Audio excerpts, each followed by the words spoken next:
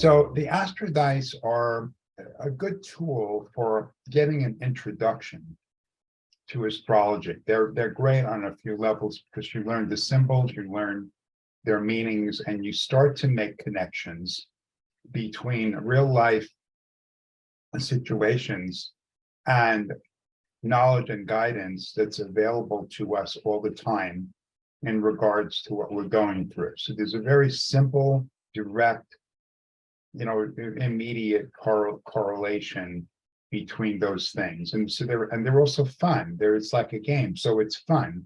And you can ask light and frivolous questions as well as the personal questions. Okay, so the way this differs from serious astrology practiced by professionals is that in serious astrology, initially you're working with something called a natal birth chart. What is a natal birth chart? A natal birth chart is like taking a photograph or snapshot of a moment in time.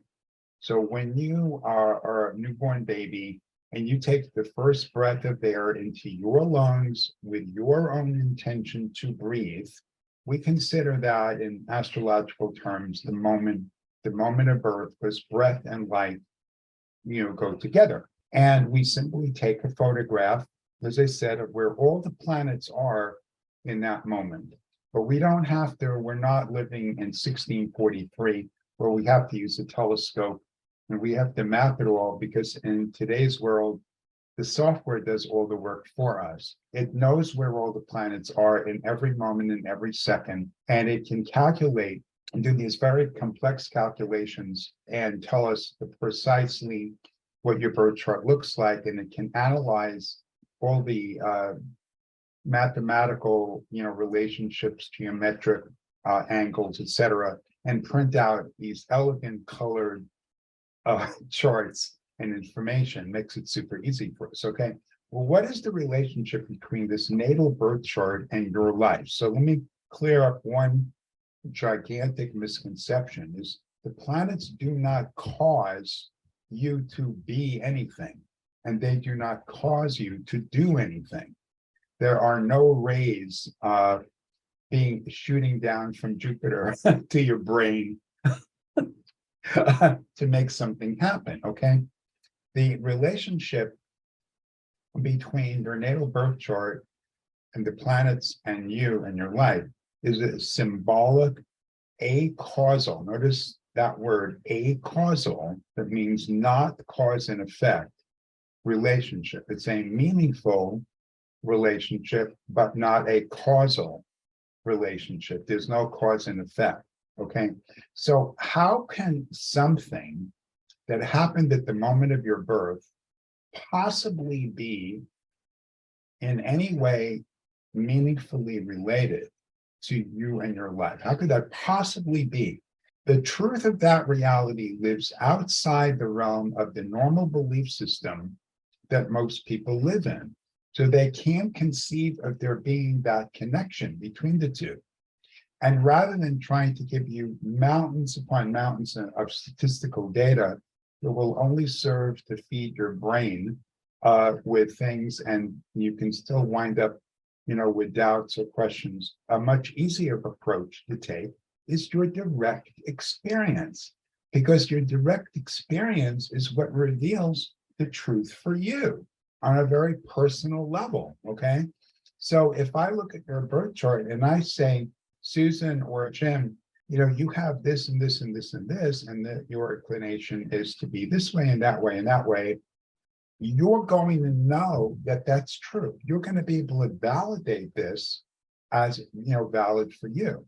If there are things that are revealed in your birth chart that you maybe only had an inkling about, or maybe you knew were true but you never told anybody, you're going to get an incredible level of validation. And if there are things that they were uncomfortable, you didn't want to face them, so you sort of bury them in a more subconscious kind of way. But we can open that door and look at them in a very loving and compassionate manner. You can have the courage to see those things and look at those things and validate those things and open that door to see wow, maybe I shut down emotionally when I was 4 years old because such and such a thing happened. And that has affected my life very adversely, but I didn't really know it. And now I do. Now I'm 43 and I do know it, and I can do something about that to shift that. And so my birth chart has revealed something powerful for me that I can work on. Okay.